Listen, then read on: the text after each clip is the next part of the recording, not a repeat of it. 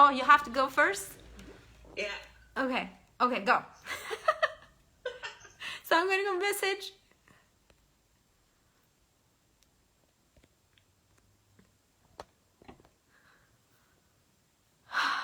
Hi, everyone.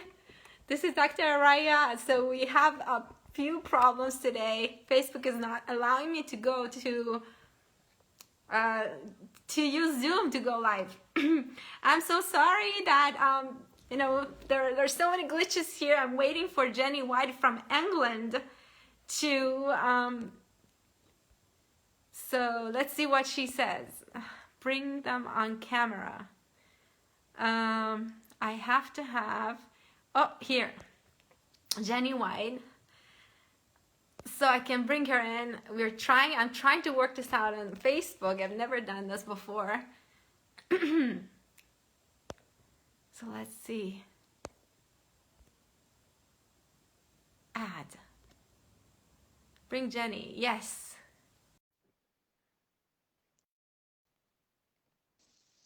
How magical is that? We are rolling with resistance, ladies and gentlemen, today. Oh my goodness, great. It's really funny, isn't it? Yeah, it's So one of those funny. things. Let's go with ease and grace and flow, huh? Easy flow, absolutely. Thank you so much for having me today. Like everybody, like we were saying, it was like technology is not our friend today. But hey, we made it. I'm happy. I know, me too. Thank you so much for. It's so late over there. In which city are you in?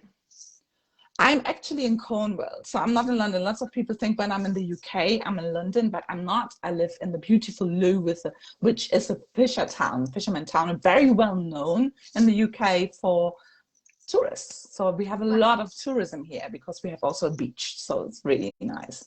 I know, I love it. I see the pictures. I'm like, actually, I was talking to a client right now, and you popped into Zoom. I'm like, oh, she's from England, and I changed the time because I usually go at 5. And then she said, they said, where does she live? I'm like, oh, I knew it. It's so pretty. Let me just I couldn't remember. All right. So everyone, oh my goodness, I have 10% battery in my phone. One of those days today, isn't it? Oh Do you my want goodness. to plug your phone in? I know I have to plug it in. Let me just bring them what I need to go over right now, and then find my battery. Oh, I got another. It's one of those things, isn't it? Yes. This is so interesting, but I'm so glad you're here. Hello, everyone. This is Dr. Arayeh, your rapid transformational coach in personal development, relationships, and conscious parenting. And I have only one mission, and that is to empower you to live your authentic self with ease, grace, joy, and flow. Right? And today I have Jenny White from UK, and we want to talk about boundaries today. Boundaries, which I think is absolutely essential in any relationship, even if we live alone, right? We have to have boundaries for ourselves sometimes. So I want Jenny to introduce herself, tell us a little bit about your background, why you're doing what you're doing, what brought you in this path, who are you, how do you help people, and then we go from there. Of course, of course. So my name is Jenny White. I'm based here in the UK. I'm actually a psychological therapist and relationship coach. I help people to set boundaries in a way that they feel comfortable with it, and we set it with fun. So we are classy with a little bit of sassy. So that's what we do. So we are not scared to set boundaries. My background, I've done so much. So I'm a therapist. Of course, I like working with an anxiety. I love working also. In the past, I worked with lots of people who suffered from substance misuse and their families. And boundaries are so important. And having healthy relationships are so important. And of course, you know, my clients literally pushed me into that work because they came always to me and said, Jen, relationships, help me with my relationships. And of course, that's what we learn as a therapist too, attachment style theory and everything like that. And I love it. I love working with it. And boundary setting should come natural to us, but unfortunately, it doesn't. It doesn't. So lots of people don't even know how to set them in a healthy way or how to be heard. A lot of people feel not heard, isn't it? So Yes. that's what I do, and I love it. I absolutely love it because people get these light bulb moments. You can see, gosh, yeah, didn't know I can do it this way. Of course you can. So You it's can. really, Yes, yeah. yes. So tell me first, why do you think that's people are not just lower this to right? Why do people are not successful setting boundaries? What is the psychological reason? What is the childhood conditioning? What causes people not to have firm boundaries? So first of all, it's an action step. A boundary is actually something that should protect a standard in your life. So somebody violates something down the line. And now we have to put an action step in. And that means we have to expose people. That means we have to talk to people, and it has a consequence. So we can't just do empty threats, which lots of people do. What it means is that when I set a boundary, I actually say, hold on, I'm not good with this. So especially if we are in romantic relationships or family, we are scared to do this because we feel like it doesn't supposed to be this way. My soulmate should actually not overstep a boundary. That can't be then my soulmate. Or my family members, if they really love me, they would not violate my standards. So I have to set boundaries. So we think actually boundaries are unattractive. We think they're unattractive. It looks like needy. We are complicated. We push people away. And that's not the case. We expose people in our lives. We need to expose people. We can't be, we form a certain image of a person, and we are so scared that we expose people in a way that the image we have of them in our head, we tell ourselves who they actually are, that they don't fit that image. And that means we might need to let go. But exposing people is good because they shouldn't be in your life. You should not waste your time. And a lot of us waste like years, decades, lifetimes. You don't get your life back. So we are scared to expose people because we have an idea of who they are. And, people, we need to set boundaries to give actually people a chance to understand what we need in our life. Yeah. They're not mind readers. They're not mind readers. They might not know it, right? It's really interesting. So we are scared to expose them. We're scared that maybe the illusion of that person or what we think they are not matching. True. Yes, Yeah. yes. So what you're saying is that we have this fantasy about people, right? And then if we set the boundaries, it means we're kind of shattering that fantasy. It's not, this is the real, this is not the fantasy that I have in my mind. So the reality is something else. That's why pushing boundaries, respecting our boundaries is gonna expose them, as you said. And then we feel betrayed by ourselves because we had this fantasy and it's not a fantasy anymore. And we have to step into reality about life, right? And it's scary. It scares people, right? Because it's out of our comfort zone, right? Absolutely. It's like really we need to say what we want, what are our needs. Right? So we can't really think, as people can't mind read. We need to communicate all the time in relationships like friendships, family members, romantic love interests. We should use that. We really need to use boundaries, and people don't. They're scared. Don't be scared. Don't be scared. Why is it important? Like, how is this healthy? Can you bring us a real life example? How is having boundaries healthy? It's healthy because you honor yourself. We talk always about self-love. So if I can't even protect and love myself enough to keep my standards up in a relationship, that is not good. It's not if you set them, it's how you set them. Because we think always we need to set boundaries in a way, but now we are scared. Now we are angry. We're really angry that somebody violated something. So the majority of us, they will actually shout and get angry. How dare you?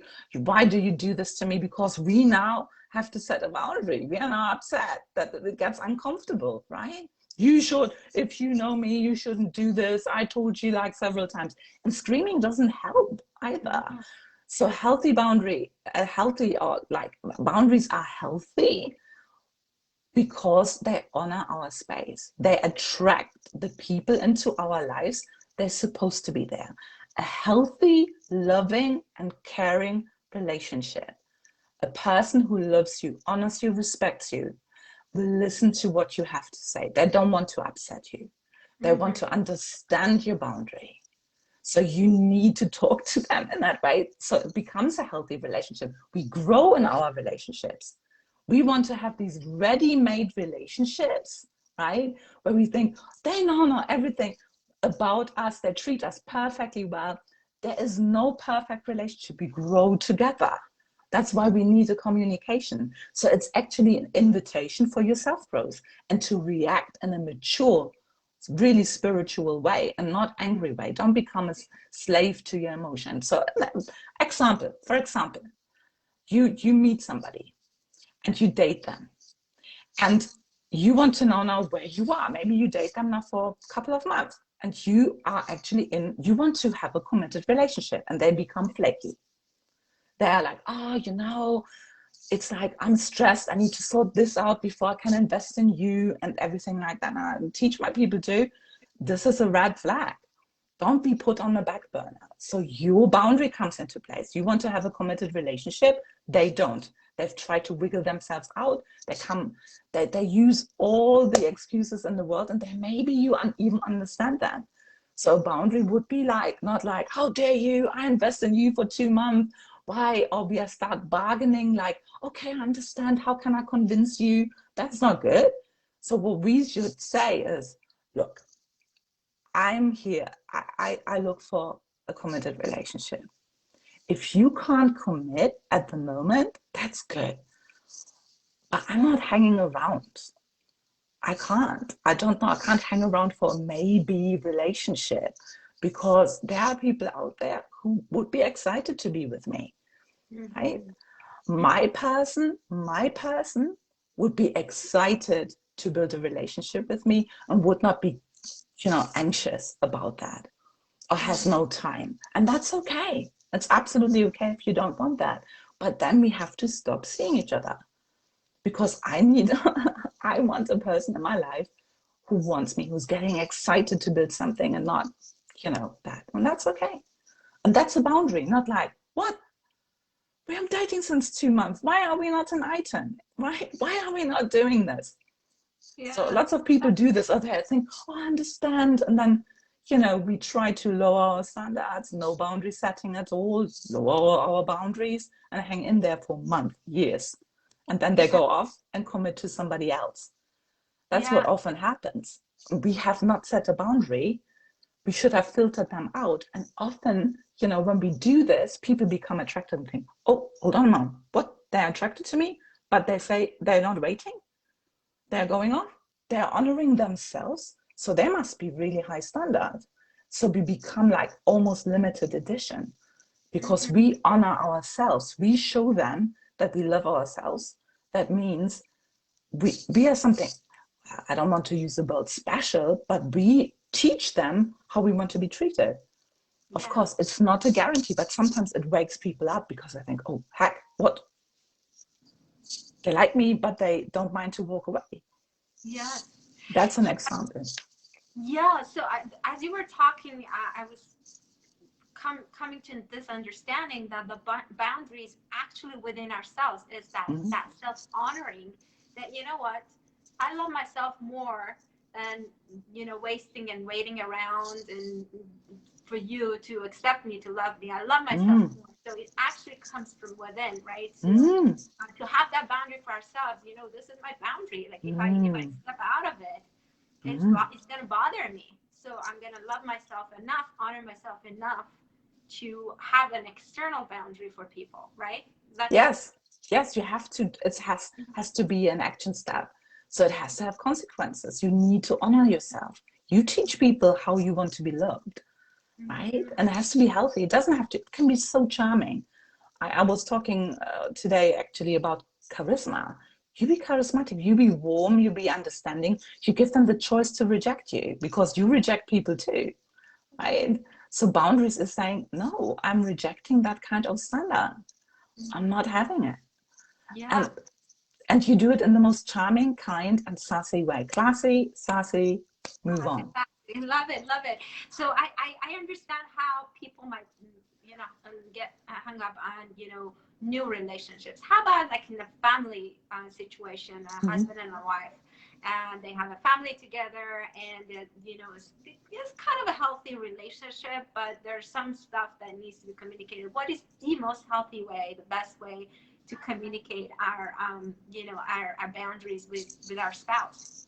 Yeah, it's just really sitting down and say, look, I need to talk to you about something. Of course, these words are always like, what's going on? You can come from a mindset of, look, I want to have a loving and caring relationship, and I know that our relationship can carry that, and that we can grow, and we should allow ourselves to grow, whatever that is. Could be that you are not setting boundaries for years, and you dislike something, and you think, because compromising a boundary, lots of people think, that means I love somebody. So it's like almost like a sacrifice of your standard. And then this person never knew about that. So your partner, your spouse might not know that you didn't like something, right? So you need to come clear. And you need to just say, look, maybe it comes to you as a surprise. I actually don't like it. I think we are better in a relationship when we do this and that.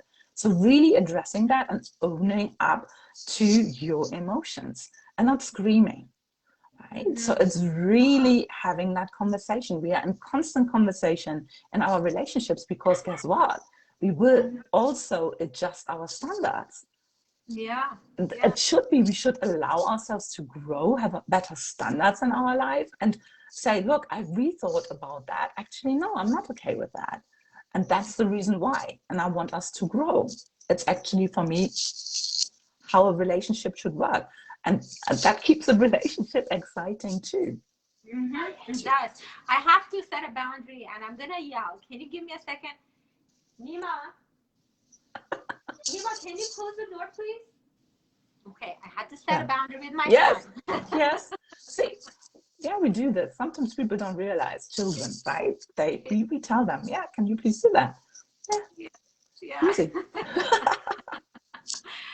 So tell us, so you're saying that unhealthy boundaries are when we kind of yell and we come from the place of criticism and you're nagging and right, we don't communicate really well, right? Is that what an unhealthy boundary is? An unhealthy boundary can be also something else. For example, people say always boundary setting means they have to do not everything to please me. So for example, every single one of us has insecurities. You might come with an insecurity into a relationship and you know that. Our insecurities should be actually helping us to grow. We should mention it to our partner so they understand that there are triggers, but we should not tell our partners. For example, maybe you've been in a relationship where your partner have been out with friends and you found out that they have cheated, right? Now you're in a different relationship, but you forbid your partner or you put a boundary into place where you say, I don't want you to leave the house without me. That would be unhealthy. That would be controlling a behavior because I want to prevent that they're actually going out, maybe meeting somebody else, and it repeats itself. I'm a big believer that we should trust people, first of all. If they're exposing themselves of not worthy of our trust, then we need to talk, right? So of course, I can't control now somebody because I don't like it. Or very lately, a lot of people come to me and say, my boyfriend or my partner or husband is gaming. Yeah, it's gaming, but not not extensively. They do it just maybe for an hour there and then to just relax instead of reading a book. That's what they do. So they don't like the choice of the partner relaxing. They don't like that. Because when I say to them, if they would do this and they would read a book, they would be fine. So that's an unhealthy boundary. We should not force a person to do something what we think is right, how to relax. If it's not toxic, So I'm not saying illegal stuff or anything like that, right? But these are unhealthy boundaries. This is then controlling a person and telling them how they should live their life. They're also their individual. We should give them space in a relationship, right? And they have maybe other interests too, and that's good. They should also meet friends, right? We should give them the opportunity to leave and go and meet friends and come back and be happy that they met them and have maybe something to tell where we were not present. That's great. Yes. Yes. So unhealthy boundaries is when we want to control the person, right? Yes. Control something in the way that because we predict there will be maybe a certain behavior and we want to control it. If you have concerns, of course, if there are like weird signs and you think they're maybe going out and meet somebody else behind your back, don't control it. Let them expose themselves, because then you know what the reality is. Again, we are then at things, standards, boundaries, anything will expose people. We should trust people. If they are not worthy of our trust or not the person we thought they are, we need to set a boundary into place. And that sometimes means leaving that relationship. But it's better we know than when we control a behavior, prevent that from happening because we control it, but then we live a fake relationship. Yes, yes. So, Jenny, I know being a coach, I know that, talking about it's very important to have awareness about, how you're not honoring yourself, how you should be very frank with yourself, and how to, theoretically talk in such a way that it's not coming from a place of nagging and resentment, but it's coming from a place of self-love. But what are some practical tools that you recommend to your clients to actually embody these concepts?